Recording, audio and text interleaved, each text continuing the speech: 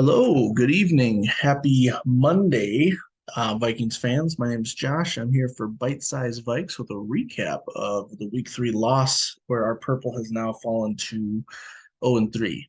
Yikes. Not a great start. I can understand how everyone's in panic mode, everyone's nervous, but I am here to tell you calm down. We're going to look at what went wrong. We're going to look at the bad. We're not going to avoid the bad. We're trying to be realistic here at Bite Size Vikes, but there is a lot to, well, maybe not a lot, but there are plenty of positives to take going forward. And if you need some hope for the rest of the season, I'm your guy because I don't think this team is out of it by any stretch. Now, next week, if we lose in Carolina, then we can hit the panic button. Right now, we're in the very, very concerned realm. If we lose next week, then it might be panic mode. So we'll stay tuned. But I don't think that'll happen. I think we'll get our first one next week in Carolina. Like I said, my name is Josh. I'm here with Bite Size Vikes at JLime8 if you want to find me on X or whatever.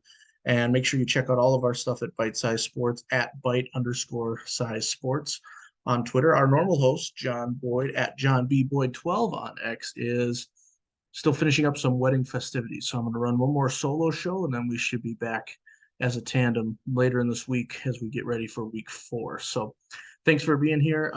And as always, let us know in the comments or anything if you have any suggestions or anything you are interested in about talking purple. So again, calm down, everybody. We can all breathe and relax. I'm over the loss. I'm not really over it. I'm still very upset about it. But when I am upset, I look to the positives to try to brighten my spirits. And I think there's a lot this team can look forward to. But I'd be remiss if I was going to pretend that none of this was our fault. So there are some things that we definitely need to work on. First and foremost is the negative turnover margin. Um, I'm going to read some stats at the end of this, and we're basically the worst in turnovers percentage and everything else. And it's really, really costing us. And conversely, the Chargers fumbled 4 times, but they only lost one, whereas we lost a fumble and threw a pick at the end, obviously. That one's less concerning to me. But the Hockenson fumble was so terrible for this team because we got enough. Our defense got the Chargers off the field for us to start the game, and then the Vikings ran like 5 straight Madison runs, and they weren't like duds for 2 or 3 yards and barely getting a first down. He had one of his longer runs of the game, I think a 13-yard scamper on that opening drive. It was Madison, Madison, Madison, Madison, and I was one of the most ecstatic moments of my recent Vikings memory because I've been so adamant that we run the ball and commit to it. And so it was boring. It was not, the high flying pass offense that we have grown accustomed to seeing, but it set the tone that this team is going to try to control the ball. And stay tuned for that. We'll talk about that in the positives. But I'm bringing it up now because we were driving. I think we were 7 plays in, 40 yards down the field. It was one of those long drives, which is perfect against a team like the Chargers, where you're gonna have to worry about Herbert moving up and down as well. So keeping him on the sidelines, it was going great. And then Hawk gets the ball stripped from him.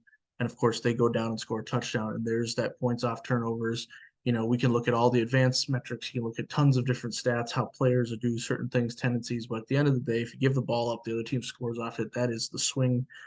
Those are the biggest swings of the game. And so it's obvious, but it has to be called out. We have to figure out how to protect the ball better. Again, we had that fumble plus an interception. We also forced one fumble on there and that we actually recovered.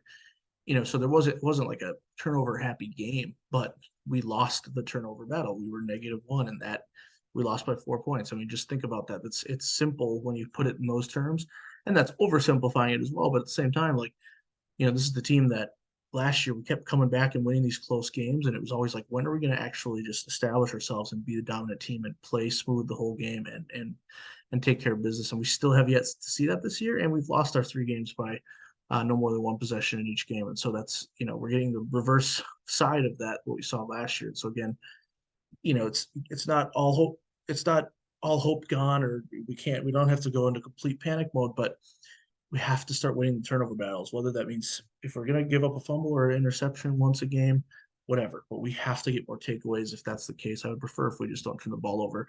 But I'm preaching to the choir. I'm sure, as you Vikings fans know, nothing is more frustrating than turnover, especially in the middle of a drive that's going well. The one at the end of the game doesn't necessarily bother me. I mean, it does because I wanted us to win and even if in a comeback. But it's just we shouldn't have had to be in that position. Our defense got off the field held them to stopped them on fourth down in really elite field position, and we couldn't punch it in. So super frustrating. But that's probably one of the main reasons we lost was negative turnover margin.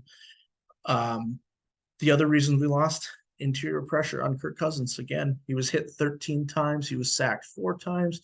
And then on top of that, I've been thinking about this a lot. Like even if I'm an elite quarterback, I'm not saying Kirk is necessarily top tier elite, but he is an above average, really good quarterback. Even if you're one of those players, you have to start to think. If you've been hit that many times, you have to have it in the back of your mind. And we all respect Kirk for how he hangs in the pocket. Maybe sometimes he hang in a little bit too long, um, but he takes so many hits, and that has to play a little bit of a mind game on you. He does a pretty good job of not letting that show, but I have to think it's a big deal. Plus, 4 sacks and 13 hits is too much. Again, when your quarterback is not a mobile quarterback, Kirk has never been known for his ability to scramble and things like that. He had a run, and he took a hard tackle after that run he had. But um, that was obviously another big part of it. There was a drive that stalled because he was sacked. There was a drive that he missed the throw because he was being pressured. A couple times where he got hit on the hand or the elbow and altered the course of the ball. And you know, it's little things like that that just go a long way throughout the course of a game. And that's why when you look at it, when you watch a game, you see the big play to Jefferson and Osborne. Like, why can't we do that every time? Well, there's the pressures, and normally it's been without because we lacked a running game. But obviously that was different this game. We'll talk about that down the road. But that's kind of reason number two why we lost. So it's the negative turnover margin, pressures on Kirk. Um, and it's not all on the offensive line. That was a big part of it, giving up those pressures. But I do think Kirk had some of his own mistakes. Again, I'm a big Kirk guy, but also, he's not perfect. He made some mistakes. He held the ball a couple times a little bit too long. Um, there was a third and short. I think it was 3rd and 4 where he elected to take a shot deep to JJ and overthrew him. And normally, I am so on board with that. I want you to take shots. I said in the preview, I want to force feed Justin Jefferson. You got to get your playmakers the ball. But in that sense, he had KJ coming across, which would have been an easy first down. He also had Madison on the other side, just kind of camped out as a safety valve, and it would have been probably 85% chance that Madison catches, turns it upfield, and gets the first down. And so, if he hits JJ on that long ball, we're obviously super pumped and excited. But in a game where you don't have as much margin for error because you're going up against a top level offense, you've dug yourself in the hole with the turnover and um, missing out on some opportunities. You probably got to just go for the first down there, and that's something that there's always going to be some scrutinies with that. So I think there's a portion of blame on Kirk on some of those moments. Everyone's talking about the lack of killing the clock down near the end of the game. Not knowing the play, not hearing the crowd, whatever, all that stuff's going on. That's part of it too, right? So there's some on Kirk. The quarterback's most important position on the field, so you got to make sure you're making the best decision for the team at all times. So those are kind of the allowing the pressures, some of the Kirk's throws, and the negative turnover margin. That's kind of like the reasons why the Vikings lost the game. But what I don't want to get lost in this is the fact that the Chargers also beat us in this game, and they're a good team, which is another reason why I'm not succumbing to the overreaction panic right now. Because when you look at the Chargers, I'm still more mad about the Bucks loss because I think the Bucks are frauds. The Buccaneers are frauds. They lost tonight to Philly, and they were pretty exposed. They just don't. They have a good defense, but they don't look like a team that's going to go very far. So I'm much more upset about the Bucks loss. The Chargers are a good team. The Chargers are, in my opinion, especially offensively, a top 10 team. And I don't think their defense is necessarily a pushover either. And so as fans, we're going to look to what our team can do because that's kind of what we do naturally, and we want it. We can only control the things in our locker room, and you only play certain opponent. We only play the Chargers once this year, so now they're out of here. So what are we going to do to fix it against other teams? So I get all that, but we can't bury the lead here and not think or not address the fact that Justin Herbert threw for over 400 yards. Keenan Allen had 18 catches for 215 yards. And that connection was just on point all game. There was, first of all, Justin Herbert got paid in this offseason. And I think we could see why in the game against us. He was making sidearm throws to Donald Parham for a 1-yard touchdown. Like, you can't do, sometimes you just can't stop things. That's what people say about Mahomes.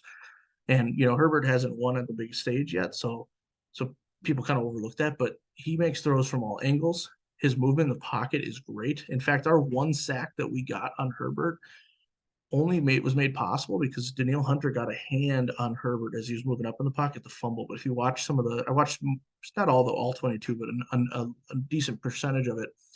And a number of times Herbert moved up away from our pressure that looked like we might get some pressure. And so he just has that natural feel that great quarterbacks do when the pocket's falling and then not just to sense that and try to move. He senses that he moves in the right direction. You can tell he knows where his blockers are going to be, and he just can extend plays that way. He can scramble. He's not a slow guy by any means, but he's always looking upfield, and it's just the way he naturally moves in the pocket. Herbert's very, very good. And the one sack we had was because Danielle Hunter just happened to get his arm out enough to knock the ball loose coming around his blocker so that Herbert had to fall on it, and then Danielle gets on him. And that's our one sack. Other than that, we only had I think five QB hits on top of that as well. So, the Chargers O line wasn't terrible, but they definitely weren't manhandling our defensive linemen. Our guys were getting some push up field. They were getting around the blockers, but it wasn't quite fast enough because Herbert navigates the pocket as at an expert or elite level for quarterback in this league, and he's always looking forward. So he makes that sidearm throw.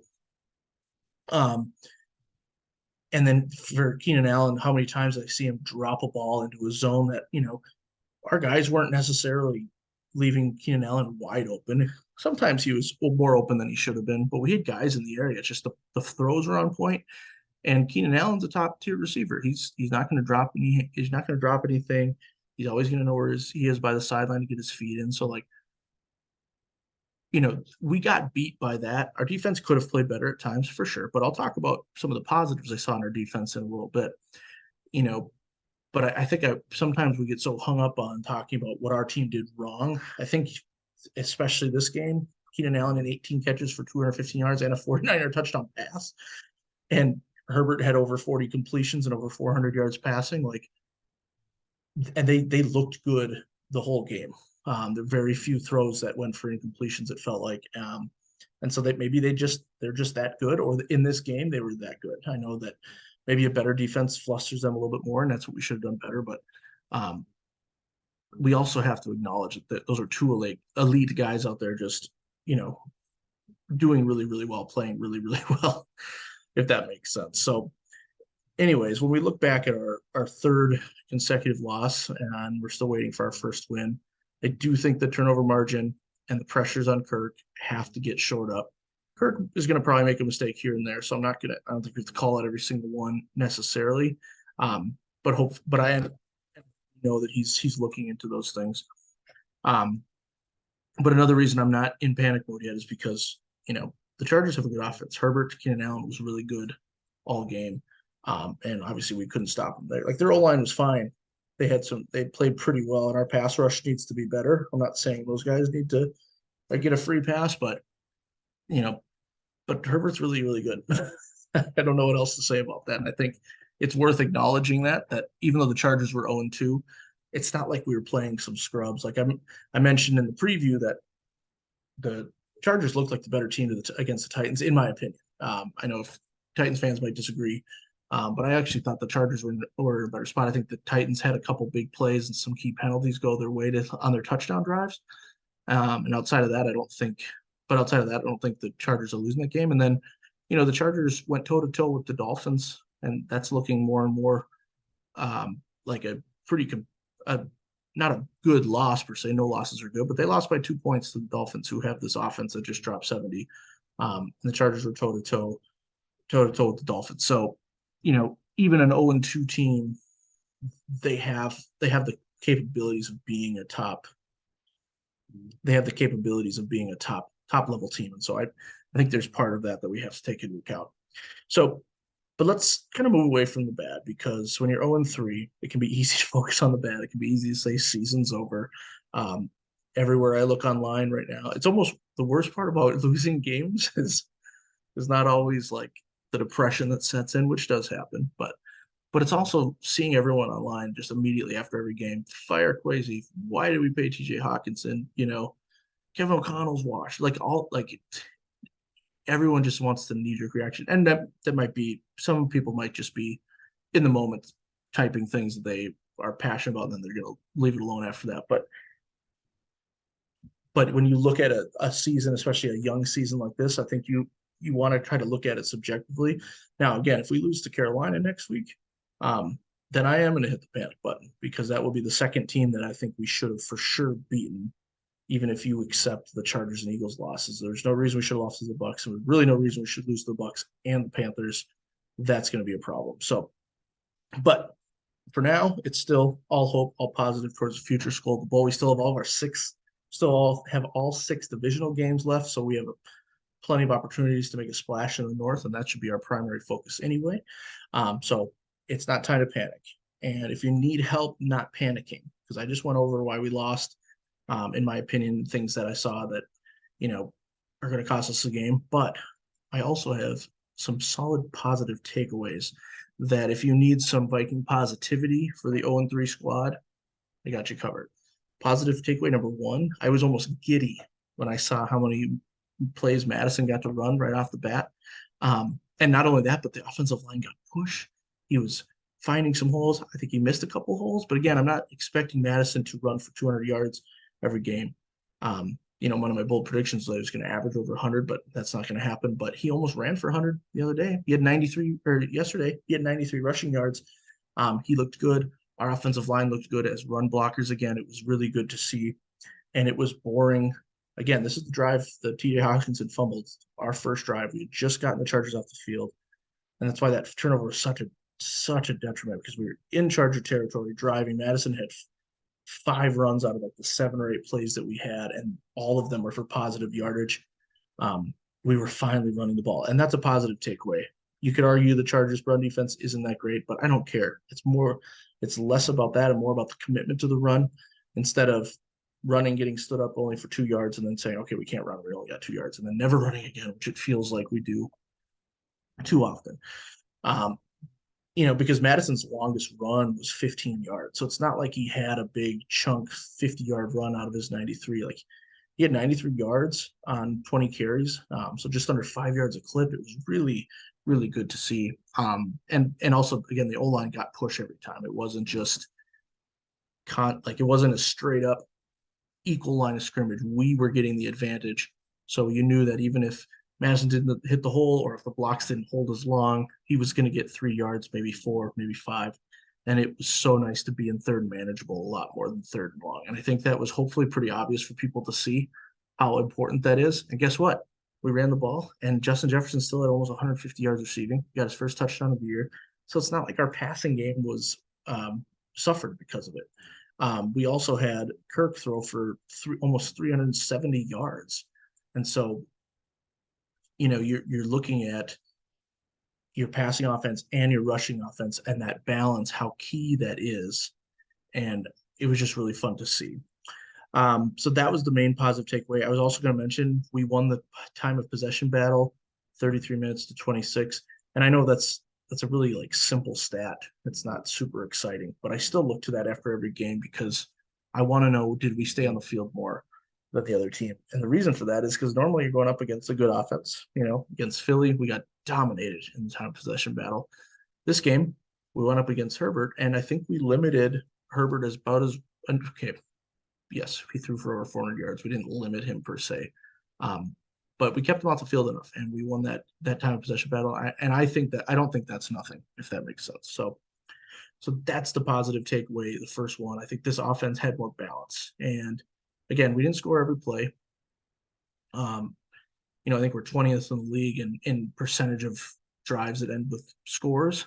But that's partially due to turnover ratio, and then every team's going to punt from now and again, but it doesn't feel like we're boom or bust right now. Or after that game didn't feel like we were boom or bust. It felt like we could move the ball and we could do we could run and pass, and it was really good to see. So that's one positive takeaway. If you were desperate to see a game of decent rushing prowess, you finally saw one. I was very excited. Going into the game, we had 34 and a half yards per game on the ground, and then we had 130 total. Because Madison had 93, Kirk had that 10-yard where he got smashed at the end, and then Ty Chandler had 27 of his own. So good to see the rushing attack be a factor. It wasn't didn't win us the game, but it was a factor. And it wasn't just for all those people out there saying we should never have gotten rid of Dalvin. Keep in mind, it wasn't just an 80-yard run and then like nine stinkers run, 1 yard runs up the gut like Dalvin had a few times last year. This was Alexander Madison at a healthy 4.5 to 5 yards a clip, and then a couple runs in the teens, and that's all we need. We don't need him to break 60-yard runs. We need him to protect the ball and move the chains. So anyway, enough about that, but that's a positive. We got to see a running game, and this team might be capable of that going forward, and that's exciting. And the second positive takeaway, and this is where I feel like people are going to look at me and be like, okay, well, you're an optimist. You're a homer. You don't know what you're talking about because I actually think the defense played better than the stats are going to suggest. I almost hesitate to say that because we gave up 475 yards of offense and he gave up 28 yards. And, you look at the quarter breakdown, the Chargers had a touchdown in each quarter. So there was definitely no shutting down of the Chargers. That's for sure.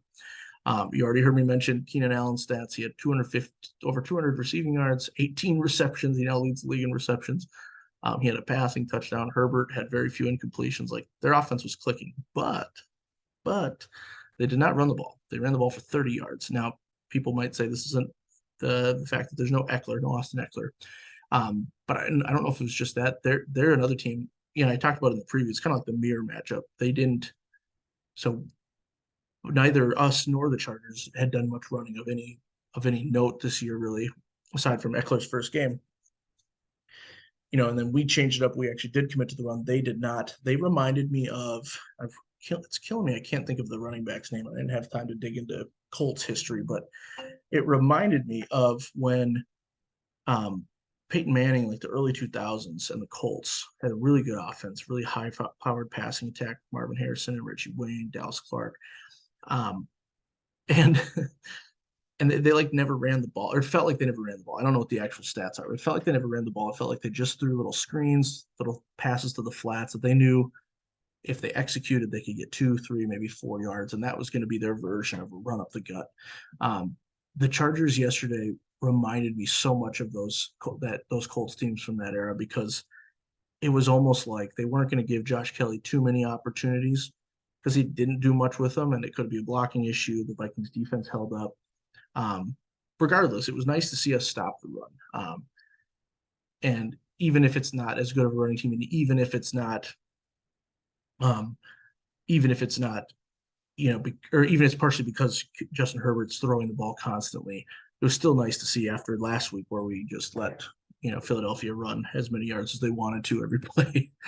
Um, and so, because that's another reason why I'm okay with how many yards they gave up in the air. And I'm not okay with it per se, but I understand it because that's all the Chargers did, was throw the ball. And so, I know Justin Herbert had over 40 completions. Like they threw the ball on such a high percentage of their plays. Like with a good offense, with a good passing attack like that, a great quarterback, you're obviously going to rack up the yards. So I wasn't. That's why it didn't anger me too much that he threw for over 100, or sorry, over 400 yards in the air. So anyway, our defense played better than the stats allow because again, the running stats were nice to see that we stopped them because we were able to run the ball, they weren't. And also, if you look at the Justin Herbert to Keenan Allen connection, they were near perfect on a lot of their completions. Like, again, that's a credit to them. And I said that at the beginning. Part of the reason we lost is because they just played really well, especially those two guys. But if you watch some of the replays on the passes, it's not like the Vikings secondary players were just letting them catch the ball. Like there were a couple where Keenan Allen was pretty blanketed, but he's so sure-handed, and Herbert was always putting the ball in the right spot. There were a couple times where Herbert dropped it into the zone, and you had 3 Viking defenders, kind of and maybe they could have been closer, someone could have reacted faster, but just kind of part of how his own defense works, I feel like. And if you have a quarterback that's going to drop it in at perfect accuracy and receiver who knows exactly what to do as a veteran presence like Keenan Allen, that's just really hard to stop. And so I take a little bit of solace knowing that Herbert and Allen, they had to play at their best, basically. I think we saw, excuse me, I think we saw the best or close to the best from them. And I think that's a good sign going forward because not every passing attack is going to be perfect. And I think maybe we'll see that next week in Carolina where we maybe get an interception or two. when the quarterback and the receivers aren't executing perfectly because they had a really good game. And I don't think that's all on Flores. I don't think that's all on our defensive backs. Every game there's going to be mistakes, but I don't think it was just that they were bad and they played terribly. Um, and then from a whole picture standpoint, you look at the numbers, gave up 475 yards of offense, gave up 28 points. They were 1 for 3 on fourth down. They were not super great on third down. I'm looking up, so I'm trying to think of what stats I pulled it up earlier. Can't remember what I did with it, but um, if you look at certain stats, you're going to say, yeah, this defense got handled. But I went back through the drives and I was looking at the Chargers had 10 drives out, excluding the victory formation kneel at the end of the game. And of those 10 drives, we stopped them on 6 of those 10 drives. There were 3 punts the Chargers had. We had our one forced fumble recovery. And then they had the turnover and downs, which was actually a key time of the game, right? That gave our offense a chance to win it. And that's how many times did we complain about that last year? Like the offense would take the lead, the defense would give it right back. And we had to have the ball at the end if we were ever going to win games last year. And we were just desperate for the defense to get a stop. And so I don't want people to overlook that side of it.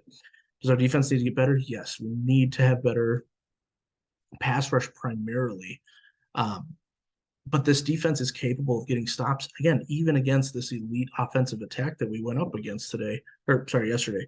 And so we had the Chargers had 3 drives stall out on punts. They had their 1 turnover. They had that turnover on downs that gave us a chance at the end. That was a really super important stop late in the game. And they had a missed 53-yard field goal attempt. And you might say, okay, well, obviously a lot of kickers in the NFL are going to make a 53-yarder indoors. So maybe we got a little lucky. And sure, we did. But I want you to think about, the momentum feel when you hold a team to a field goal attempt. It still feels like a victory for your defense. Because in this day and age, if you're not scoring touchdowns, teams are way too close for the whole game. You have to get into the end zone. And so holding them to a 53-yard attempt not only is a little bit of a moral victory or a little bit of a momentum shift for the defense and for your squad, but then there's more of a chance that they miss because a 53-yard field goal isn't a gimme by any means. So,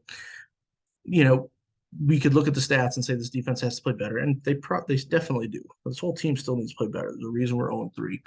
But I hope that when you think about how we ran the ball, had more balance, and our defense can get stops and can make plays here and there, I feel like there's still hope for this team, if that makes sense. Some of you are thinking, wow, I was really hoping for some actual positivity, and maybe you don't believe me at all what I'm saying. um, but anyway, I still feel like we just lost to a good team. And I think if we were 2-0 or 1-1 going into this game, like if we had beat the Bucks, lost a close one to Philly, lost a close one to the Chargers, I don't know if there's as much panic and anger towards the Vikings, the organization right now. I think the Bucks loss was because that's a game we should have had for sure. I'm not saying we should have. I'm not saying it's okay we lost the Bucks, but I think the vibe is different. The sentiment's different if we aren't, excuse me, if we aren't 0-3, if we're 1-2 even. I think it's a little bit better. So we'll have to see what happens next week in Carolina, but I think that's got to be a game we win. And I promise, if you're wanting someone who's a little bit more realistic, if none of what I said sounds realistic, if it sounds just like the optimistic fan, I apologize. But if we lose to Carolina, then I'll join people on the panic train. That's for sure. Um, before I let you all go, a couple of final thoughts I was thinking about, and these are just speculation things for the most part. Oh no, they're not all speculation. Sorry. One of them is I have some stats I pulled up about how we are ranked in certain things. And I think it's important to look at this, or it's important to hear some of these stats and these rankings because it's pretty wild. So obviously we're one of the top passing offenses in the league. We're third in total yards as an offense, but we're dead last in turnovers. We have the most turnovers in the league. Definitely the most fumbles in the league. We're second in pass attempts, passing yards, and first in passing touchdowns. We're dead last in rushing attempts. I think that's skewed because our first games were so there was non-existent running game. If we have another game like we did to yesterday, I think we'll be back towards middle of the pack because we're 32nd in rushing attempts, 31st in rushing yards per game, 29th in rushing TDs because we don't have one. Um, wow, is that true? Do we not have a rushing TD? Holy smokes. I just assumed we had one. I didn't even, I mean, what do I know? Obviously. I think I already mentioned that we're 20th in percentage of drives ends in score. Um, we're 30th in our average drive starting position, which I thought was interesting. It can't be that far off from other ones. So I was just, while I'm looking at them, I'm kind of seeing how some of them are kind of goofy like that. We're 26th in average plays on our drive and 29th in average time. And again, I think that when I say all those stats, it still goes back to the turnover margin and running the ball. And it sounds so lame. It sounds so old school. It sounds so like, yes, we get it, but I feel like if that part gets figured out, if we have that balance with our passing game, and then if we have a defense that will make some plays, I mean, again, this team is not it's not a bad 0-3 team, as I say, and everyone says, okay, yeah, 0-3 teams are all bad, and maybe they are. I don't know. So anyway, I thought it was interesting looking at some of those stats. I was trying to figure out what stood out to me as I was talking about the week 3 matchup, and in only 3 weeks, there's a small sample size, so being dead last in categories isn't as bad. If we're still there in a couple weeks of turnovers, then yeah, we're probably talking about getting the first overall pick, I suppose, next year. So um, the other thing I kind of just thinking about is, this was another game in which we saw Cam Bynum play really, really well. John and I have talked about this, talked about him a couple times on Bite Size Vikes here, and how he's just playing sharp. He's playing like a half step ahead of everybody. He's being a sure tackler. He's filling his gaps really well. Like Cam Bynum's playing really well, and Josh Metellus is also playing well. He got paid. He's a captain. I know he got burned a couple times early in the season, but he seems to be playing really well too. And I'm just wondering if another thing, and I always, maybe I'm reacting too much to what I see online, but a lot of people are kind of calling out the fact that we haven't seen much Lewis Cine, and he's a player that I was really excited about this year. I thought for sure he'd be getting a lot more, meaningful snaps on defense this year in the Raiders season, but we just haven't seen him as much. And so I get people saying he's a first round pick. If he's not good enough to be on the field right now, that's a problem, especially when you look at, our defensive numbers aren't super great. But on the flip side, I'm thinking, is there some truth to the fact, well, if obviously Harrison Smith's going to be playing, if Cam Bynum's playing well, and Josh Metellus is playing well, is it possible that Lewisine fine or decent and he's just not at the point where he's going to steal playing time from those guys? And again, you might say, no, first round pick, he's the talent, he's got to be out there. And that's fine if you want to have that opinion. I'm just kind of thinking in my head, I'm like, maybe it's not that he's bad, or a bust. Maybe it's that, right now he's not the best one in that room, and that's okay because the other guys are playing well. So hopefully it's that. Again, if it's not, then that is kind of a problem and a bummer because we're looking at if he doesn't play anymore this year and then into next year, it's gonna be bust conversation, unfortunately. So um, and then the last thing, some of you are gonna get really mad at me by this, but Greg Joseph is perfect so far this year. He's only had 2 field goal attempts, made them both.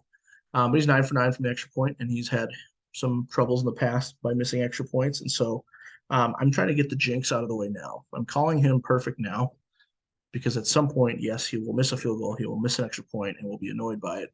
And I'm hoping it happens in a non-meaningful moment, doesn't cost us a game, and then gets it out of his system for the before the playoffs if we find our way back in that direction.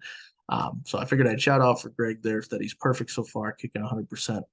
And if he gets jinxed and misses 3 field goals this week in Carolina, then I think I'm going to go run away and hide so no one can find me.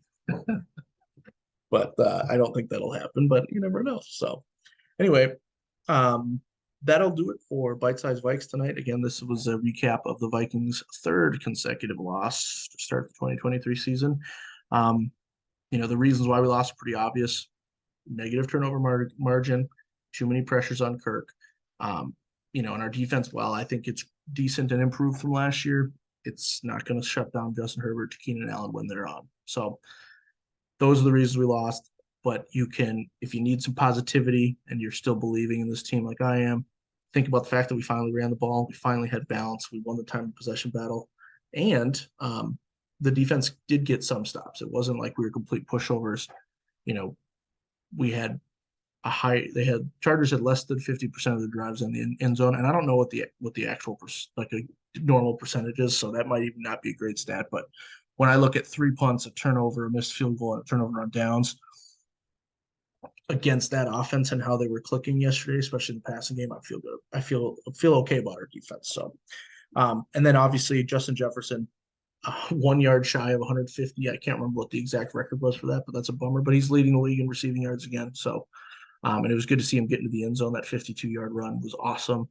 Um, yeah, I think there's enough pieces here. Let's get a win next week. Let's turn this thing around. Let's forget about the start and let's get back to the playoffs. That's what I'm thinking. So anyway, this has been Bite Size Vikes. My name is Josh. Filling in or having a solo show tonight while John finishes up some of his wedding week festivities, but we will be back as a tandem soon. Hopefully in time to preview the Carolina game in week 4. Make sure you check out all the contents in the link below or content in the links below for Bite Size Sports. We got a number of team specific podcasts and shows like this that you can hear about your favorite team. And then, reach out to anyone on the Twitter or in the community or in the Discord community to talk football because that's what it's football season right now. It's fall time. So that's what we should be doing with every second of our free time is talking football, right? Anyway, happy Monday night. Hopefully your fantasy teams did well and skull to the bowl. I still believe.